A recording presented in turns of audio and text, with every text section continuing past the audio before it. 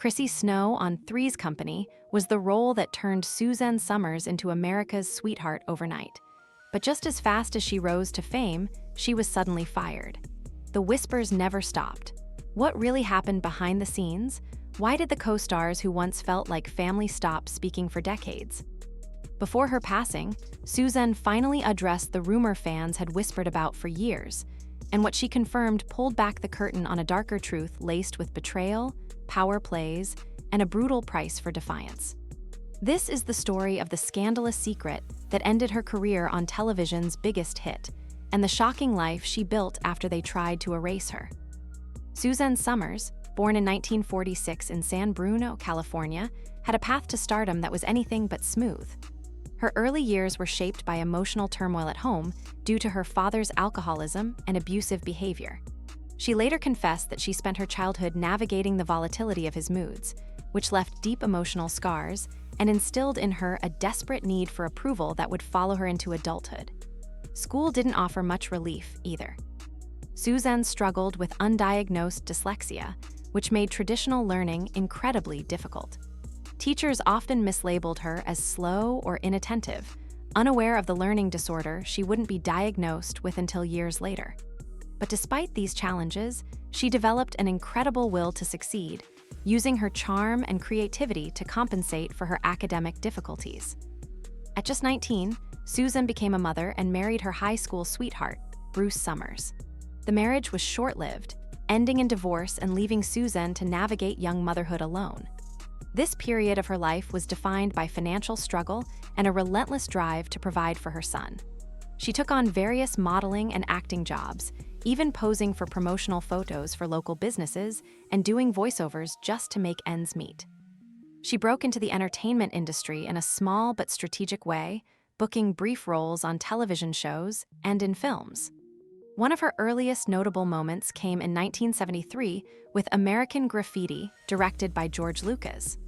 Though she appeared for only a few seconds, playing the unnamed blonde in The White Thunderbird, the role became iconic. The mystery surrounding her silent drive-by glance captivated audiences and helped cement her image as the quintessential California blonde. But it was in 1977 that everything changed.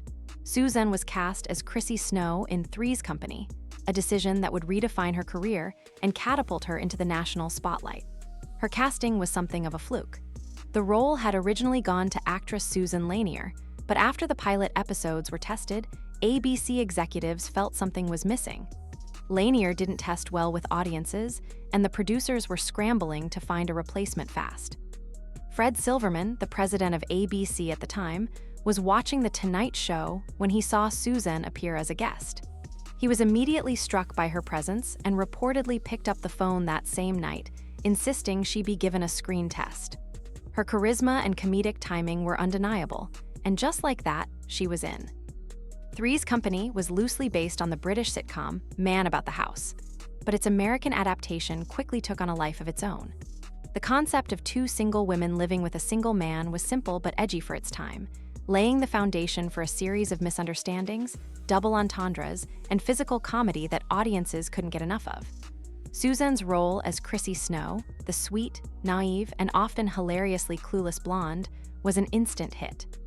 She played the character with a delicate balance of innocence and comedic rhythm, turning what could have been a one-note caricature into a lovable, memorable figure. Alongside John Ritter, who played Jack, and Joyce DeWitt, who played Janet, Suzanne completed the trio that gave the show its name. The show debuted in 1977 and became one of ABC's biggest hits, staying on the air until 1984. At its peak, it was one of the top-rated sitcoms in the country. Viewers were drawn not only to the cast's chemistry, but also to the show's daring blend of slapstick humor and suggestive subject matter. It pushed boundaries in primetime television with its use of risque storylines while maintaining a lighthearted tone. John Ritter's performance as the bumbling yet lovable Jack Tripper earned him an Emmy and a Golden Globe, and his physical comedy became one of the show's defining features. Suzanne's portrayal of Chrissy became equally iconic, so much so that her hairstyle, laugh, and ditzy delivery were endlessly mimicked in pop culture. But behind the scenes, the story wasn't quite as breezy as the sitcom's plotlines. As the series soared in the ratings, tensions began to mount. The combination of fame, money, and creative disputes created an environment where personal dynamics between the cast and the network began to fracture.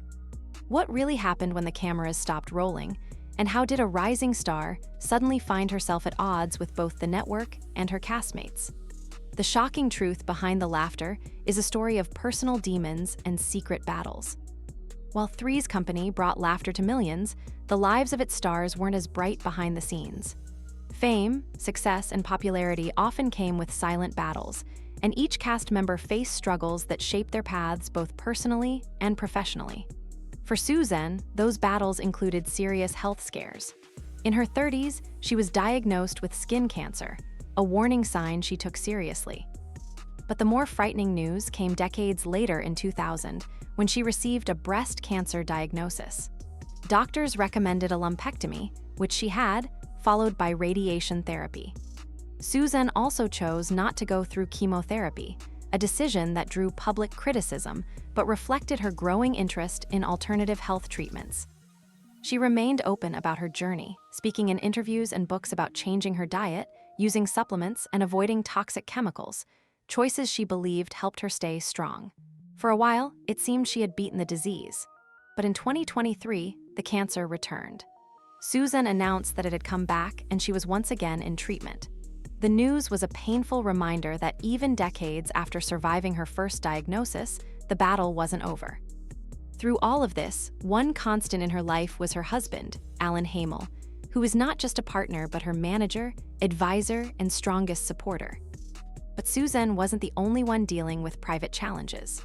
John Ritter, who played the lovable Jack Tripper, was admired for his warm personality and natural comedic talent. His skill in physical comedy made him a standout on the show, but those who knew him personally said he was even more generous and humble off-screen. After Three's Company, he continued acting in both television and film, with roles that showed his wide range beyond slapstick. Unfortunately, in 2003, tragedy struck. While rehearsing for a TV show, John suddenly fell ill on set. He was rushed to the hospital where doctors initially believed he was having a heart attack. It turned out to be something far more rare, an aortic dissection, which refers to a tear in the wall of the main artery carrying blood from the heart. It was a condition that had gone undetected, and despite emergency surgery, John passed away later that night at the age of 54. The news shocked fans and devastated the entertainment world. His unexpected death also led to a major legal case about medical misdiagnosis, as his family believed the condition should have been caught sooner. On the other hand, Joyce DeWitt, who played Janet Wood, was the quieter one of the trio both on the show and in real life. She had a strong background in theater and took acting very seriously. Unlike the bubbly Chrissy or the playful Jack, Janet was often the serious one in the group, reacting to their chaos with wit and reason. Joyce approached the role with discipline and was known for being focused on her craft, often wanting more depth and development in her character. But Joyce also had her own struggles. During the run of Three's Company, she often disagreed with producers over creative direction and felt that her role was being pushed aside to highlight Chrissy's comedic charm. Over time, this led to behind-the-scenes tension, and after the show ended in 1984, Joyce stepped away from acting for many years. She later admitted that she needed a break from the spotlight and from the emotional toll of working in such a high-pressure environment. Sadly, in 2009, Joyce was arrested for driving under the influence in El Segundo, California. She later pled no contest and was ordered to undergo a 3-month alcohol program. It was a difficult chapter, but she took responsibility and moved forward. Each member of the original Three's Company cast carried personal burdens behind their on-screen smiles. Suzanne battled health issues and the weight of being a public figure during a very private struggle. John gave joy to millions while quietly facing the pressures of balancing fame and family. While Joyce fought for artistic respect in an industry that didn't always value substance over flash. And as beloved as the show was, it wasn't without its dark moments. But behind the laughter and record-breaking ratings, a storm of scandals, secrets, and simmering tensions that the cameras never showed was brewing. And this was only the beginning of the show's controversial side. When Three's Company first aired in 1977, it was instantly different from anything else on television. Its lighthearted humor, fast-paced scripts, and charming cast made it an overnight hit. But the very things that made the show successful also stirred controversy, and plenty of it. The series was often called jiggle TV, a term critics used to describe shows that leaned heavily on the physical appearance of women to draw in viewers. It wasn't just the short shorts, low-cut tops, or bubble baths played for laughs. It was the way the show regularly danced on the line between playful and provocative. While some praised Three's Company for its daring humor, others saw it as shallow or even exploitative. And although the show's creators defended the tone as harmless fun, it continued to face criticism for relying on physical appearance to keep ratings high. Suzanne Somers' character, Chrissy Snow, became a central part of this image. Her blonde hair, sunny personality, and exaggerated naivety made her a fan favorite, but they also made her the face of the Jiggle TV label. While Suzanne leaned into the role and embraced its popularity, she also began to understand just how much of the show's marketing rested on her image, and that didn't go unnoticed by her co-stars. In 1978, Newsweek ran a cover story on Three's Company. But instead of featuring the trio that defined the show, the cover focused only on Suzanne Somers, sending a clear message about who was being positioned as the breakout star. Internally, this move caused significant tension. John Ritter and Joyce DeWitt had been with the show since the beginning and were integral to its success, so being left out of such a major spotlight moment felt like a slight, whether intentional or not. According to insider reports, Ritter was hurt by the decision, though he tried to stay diplomatic. DeWitt, who had already felt that her character received less attention compared to Chrissy, was reportedly more direct in expressing her disappointment. Unsurprisingly, Susan later claimed that she didn't ask to be on the cover alone and wasn't even told it would be a solo feature until after the fact. But by then, the damage had been done, and a quiet shift in the cast's dynamic had begun. Even supporting cast members weren't immune to the backstage struggles. Richard Klein, who played the confident and often over-the-top Larry Dallas, had become a regular on the show. His character brought a different kind of comic energy, but when Richard began asking questions about the direction his character was taking, he found himself temporarily written out of the show. It wasn't a long absence, but it was enough to send a message. Speaking up about character development or questioning the creative process wasn't always welcomed. In interviews years later, Klein hinted that the environment could be tense, especially when actors tried to have a voice in how their characters were portrayed. Meanwhile, cast changes and replacements added another layer of tension. As original actors left or were written out, new faces entered, sometimes abruptly. Jenna Lee Harrison came in to play Cindy Snow after Suzanne Somers' departure, followed later by Priscilla Barnes as Terry Alden. Each replacement came with its own challenges, as the show struggled to maintain the same chemistry and momentum that had made the original trio so beloved. Off-screen, there were whispers of feuds, missed rehearsals, and cold shoulders between cast members. Publicly, most of this was kept quiet. The cast smiled for cameras and interviews, keeping the focus on the comedy. But behind the laughter was a workplace filled with stress, shifting loyalties, and growing frustration. Sadly, the charm of Three's Company was only real on camera, and backstage, things were beginning to unravel. Still, the show kept moving forward. Ratings remained strong and audiences continued to tune in. But for Suzanne Somers, the issues behind the scenes were starting to feel personal. As one of the faces of the show, and undeniably one of the reasons for its success, she began to wonder whether her contribution was being fairly recognized. And this was the moment everything began to fall apart, because what happened next wouldn't just change Suzanne's future on the show, it would become one of the most talked about conflicts in sitcom history. By 1980, Suzanne Somers had become a household name. Her portrayal of Chrissy Snow was one of the most recognizable characters on television, and her popularity extended far beyond the show. She was doing commercials, magazine covers, and talk shows. Her face was everywhere.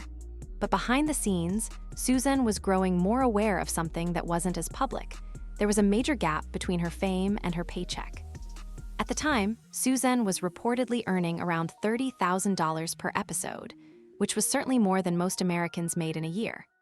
But in the world of network television, where the show was pulling in millions of viewers and becoming a top-rated hit, it was nowhere near what some of her peers were earning.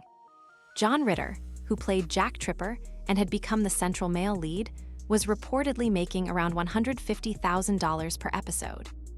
Suzanne didn't believe she deserved less. She had carried a third of the show's appeal, had become a symbol of attraction, and had built a strong fan base.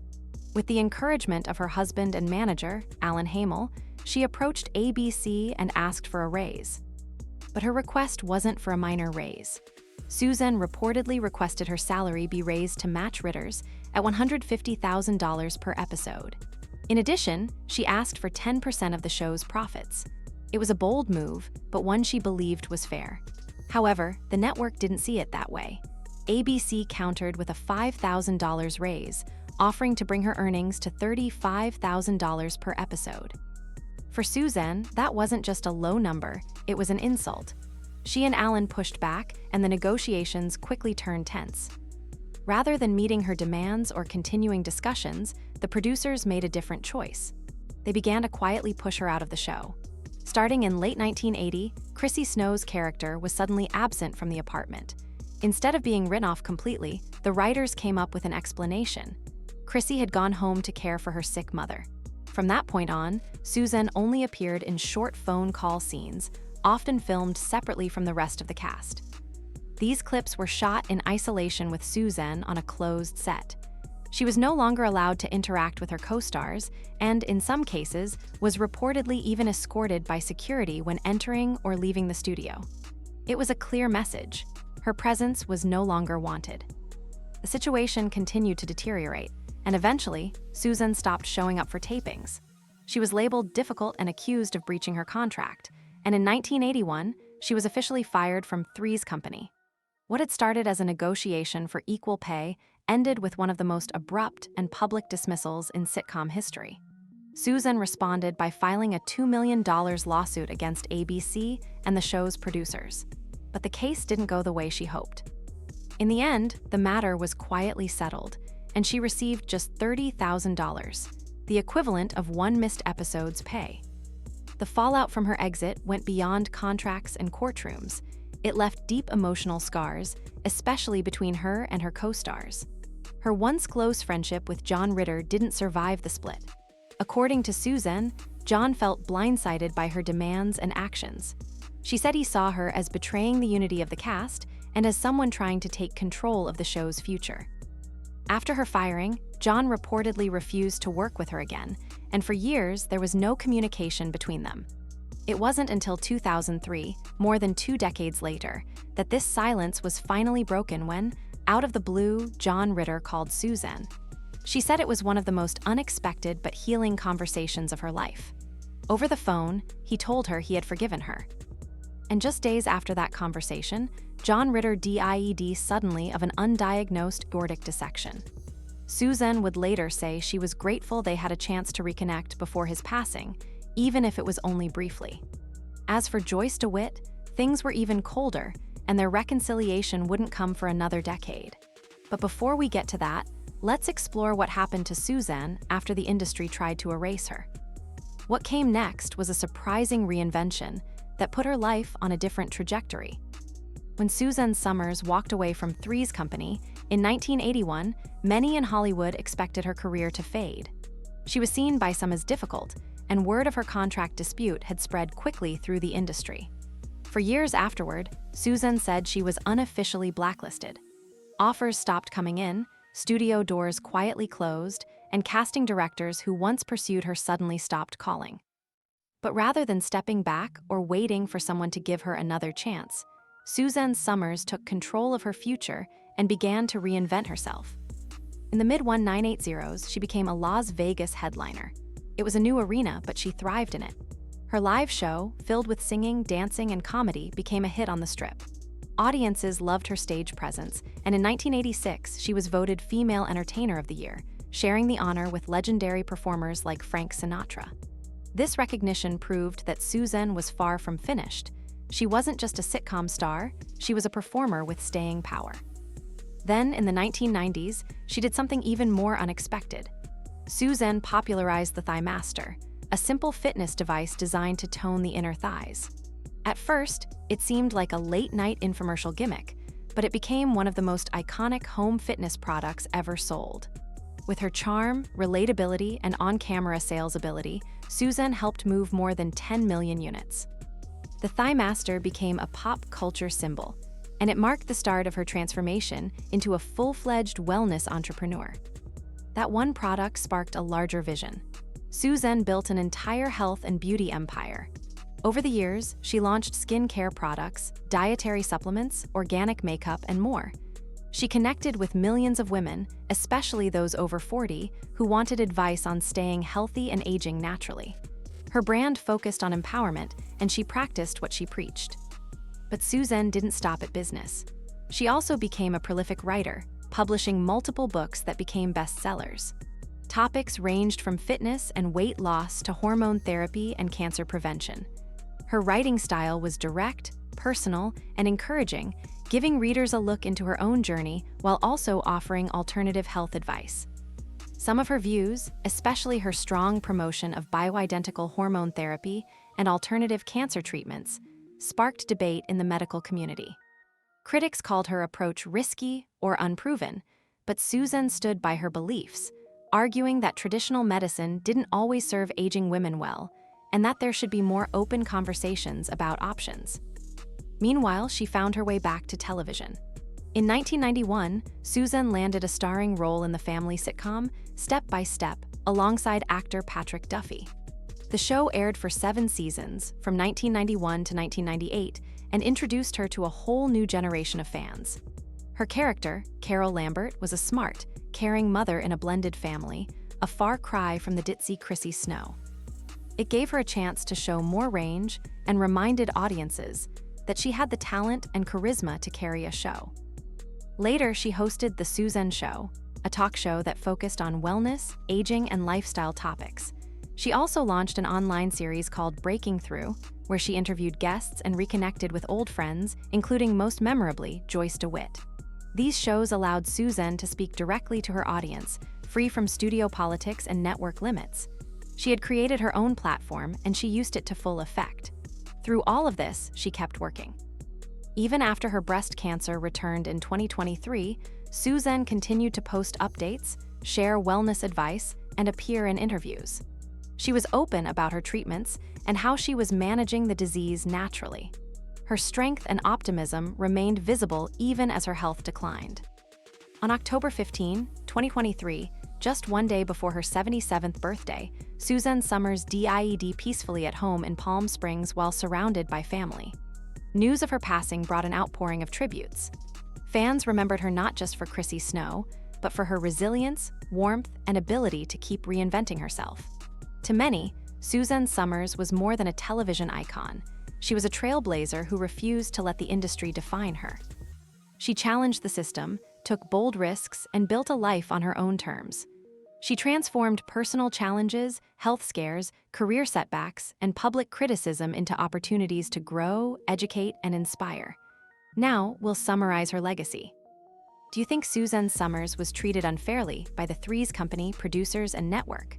Was she a greedy diva, as some in the industry whispered, or a trailblazer for women seeking equal pay long before the conversation became mainstream?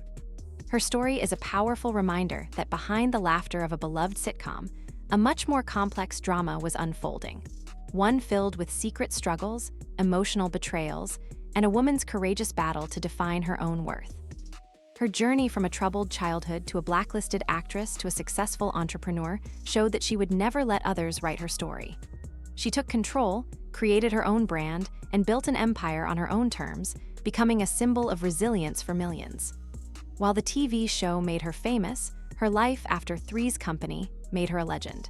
Tell us in the comments section below what you think of her fight for equal pay.